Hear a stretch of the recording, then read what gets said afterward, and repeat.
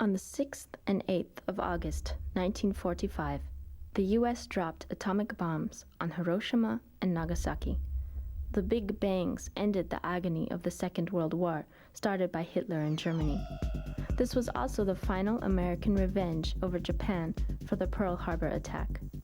Atomic bombs had killed 355,000 people in one go. Americans fought evil with evil. The stronger evil won, and a new era had begun. A few months before, at the Yalta Conference in February 1945, Roosevelt, Stalin, and Churchill had decided about the after-war division of the world, the destiny of Germany, and about the New World Order in general. Berlin, Germany, and Europe were divided into Eastern and Western hemispheres, orchestrated by the two superpowers, the United States of America and the Soviet Union. The Iron Curtain, erected between the two of them, soon became an instrument of the Cold War, the biggest and most dangerous military competition in the history of mankind. The system of division generally worked well, but there was one country and one man who disliked the idea of being part of one hemisphere only. The legendary partisan leader Josip Broz Marshal Tito stood against such logic.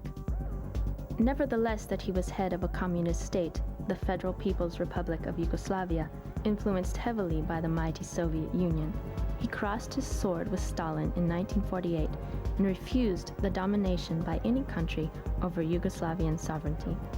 With Nehru, Nasser, and Sukarno, he created the anti-bloc world movement called the Non-Aligned, based on the active coexistence and collaboration between different cultures, countries, and political systems. The Non-Aligned, formally created in 1961 and soon joined by more than 100 states from around the globe, fought successfully against colonialism and neocolonialism and strongly supported the leading role of the United Nations. Tito died on the 4th of May 1980 in Ljubljana at the age of 88 after becoming a legend. His funeral in Belgrade was his last political victory. It appeared to be one of the biggest gatherings of political leaders, kings, and princes from around the world. At his funeral, they all had to stand up next to each other on a small platform, paying their tribute to the dead giant. Yugoslavia was paralyzed in deep mourning. Tito was a communist dictator, but he had a sense for social justice, humor, glamour, and art, and people generally liked him. After his death, the multi-ethnic and multicultural state wasn't able to find a real substitute for him. In the preceding decade, the internal fights for political power disintegrated the federation. Heavy clouds slowly started to gather around the country, and the smell of gunpowder was in the air.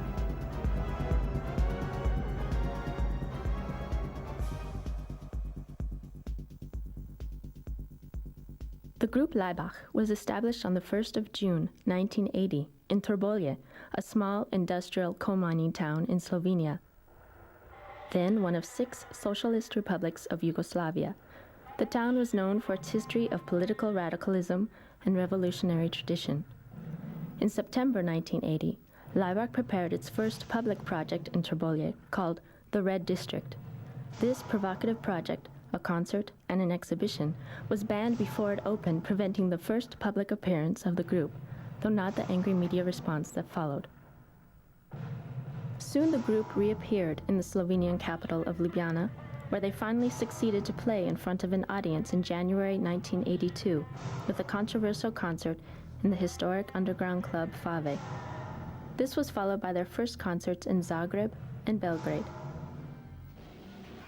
Later that year, Laibach showed up at the Novi Rock Festival in the center of Ljubljana, organized by notorious promoter Igor Vidmar.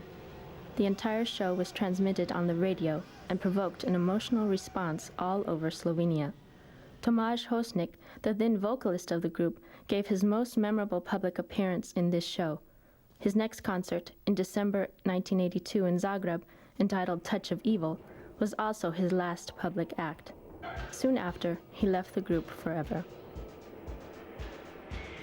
On the 23rd of April, Laibach did an all-night concert together with their guests, 23 Skidoo and Last Few Days, at the 1983 Music Biennale of Zagreb. the concert was forcefully stopped at 5 in the morning by members of the Yugoslav army and the Croatian police due to a film Laibach used in the background during their show. The group was thrown out of Croatia. In the same period, Laibach published their manifest within the newly created cultural magazine Nova Revija, number 1314, which played a very important role in the mid-80s battle for an independent Republic of Slovenia. On the 23rd of June 1983, the group made its first television appearance in an interview on the current affairs program TV Weekly. The group wore military fatigues and armbands with a black cross as their symbol and recited their sometimes rather cryptic statements. The interview was issued straight after a report about the fascist violence against Slovenians in Trieste, and in the additionally edited part, the host, Jure Pengo, invited the audience in front of the TV screens to a direct political lynching of the group. Zdaj kdo zganil in preprečil, zatrl te nevarnosti, te srhljive ideje in opredelitve tule sredi Ljubljane. The spectacle caused an extreme controversy and was rapidly followed by an administrative and political ban on public appearances in Slovenia and the use of the name Laibach. Forbidden and hunted at home, Laibach hit the road to Europe, which they proclaimed occupied. November and December 1983 saw the Occupied Europe Tour, the first European tour by the group, together with the British group Last Few Days. The 17-date tour covered 16 cities in 8 countries in the eastern and western parts of the Curtain. The daring tour wasn't without problems. First, the convoy was stopped from entering Czechoslovakia. Later, in Warsaw, Laibach members were proclaimed communists for doing a song about General Jaruzelski. In West Berlin, their Occupied Europe posters were forbidden. The tour ended up with an intense show in London's Diorama venue on the 23rd of December. Back in Ljubljana, ignoring the ban, the group made a successful anonymous concert appearance at the Malci Belic Hall in December '84.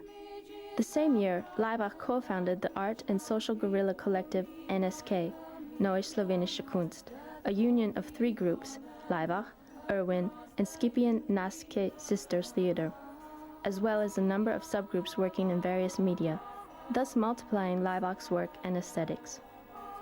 Later, in 1992, NSK declared itself a virtual state in time, with no physical territory, and began to issue passports, staging embassy and consulate events in several countries. April 1985 saw the release of the first album on the Slovenian Ropot Noise label. Due to the ban on the use of the name Laibach, the record appeared without the group's name, and instead the cover featured its distinctive black cross symbol. The 1985 album Recapitulatia 1980-1984 on the Hamburg independent label Walter Ubrecht Schaufollen was the first Laibach record to gain an international release. Following Nova Acropola, Laibach's 1986 album for British independent Cherry Red Records, the group was signed by Mute Records of London.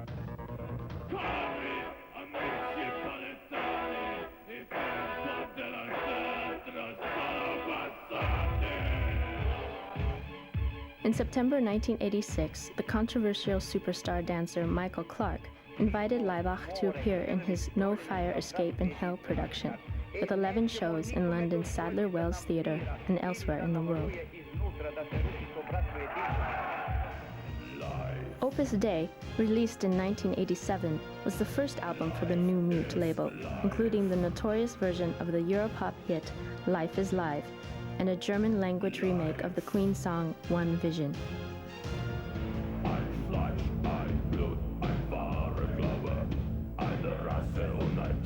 At the same time, Laibach spoke a lot about the idea of one Germany and one Europe, the United States of Europe. The same year, they also wrote music for and appeared in a classic Shakespearean Macbeth play in the German National Theatre in Hamburg.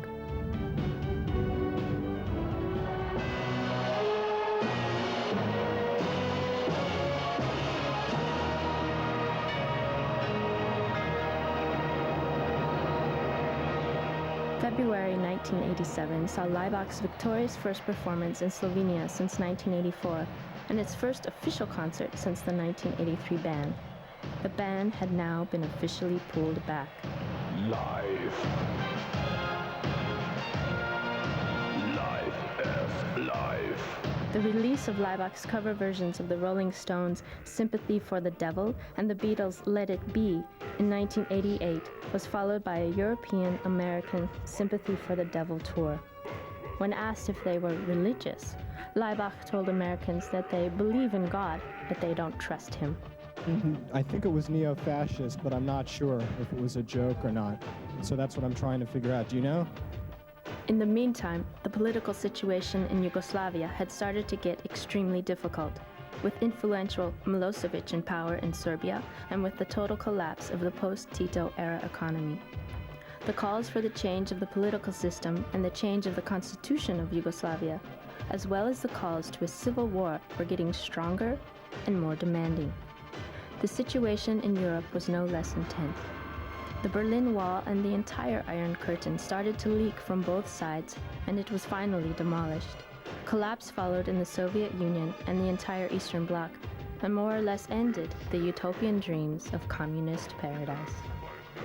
But not quite yet in Yugoslavia, which has slowly turned again into the most explosive part of Europe.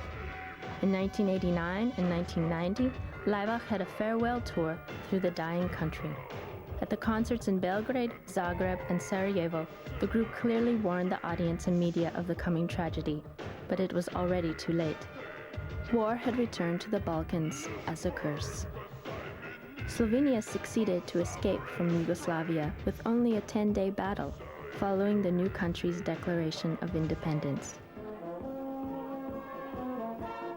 On the 26th December 1990, Laibach appeared at the thermoelectrical power station in Trbovlje, which was their first comeback to their hometown since the banned 1980 project.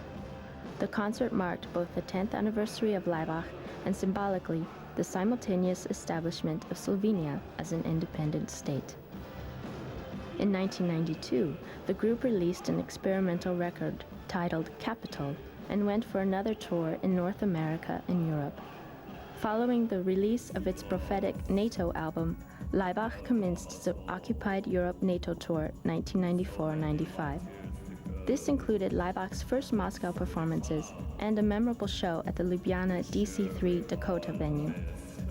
The tour ended with 2 concerts in besieged Sarajevo on the 20th and 21st of November as part of the NSK State Sarajevo event, a few days before NATO troops finally entered the city. Sarajevo was proclaimed an NSK state territory for a week, and several hundred NSK passports were given away to Sarajevan citizens. In 1997, Laibach concentrated extensively in Europe and the USA with the Jesus Christ Superstars and NATO program, giving another cryptic warning to the world about the 11th of September events in 2 songs from these 2 records, 2525 from NATO and God is God from Jesus Christ Superstars.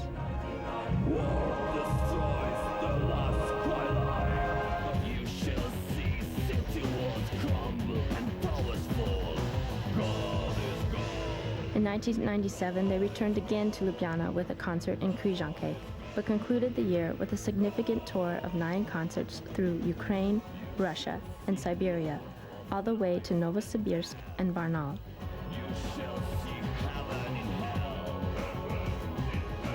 The final concert of 1997 took place before the start of the war in Kosovo in the Serbian and Yugoslavian capital Belgrade, just before the American bombing of the city. This emotional concert for an audience of 3,500 was Laibach's first in Belgrade since the outbreak of war in ex-Yugoslavia.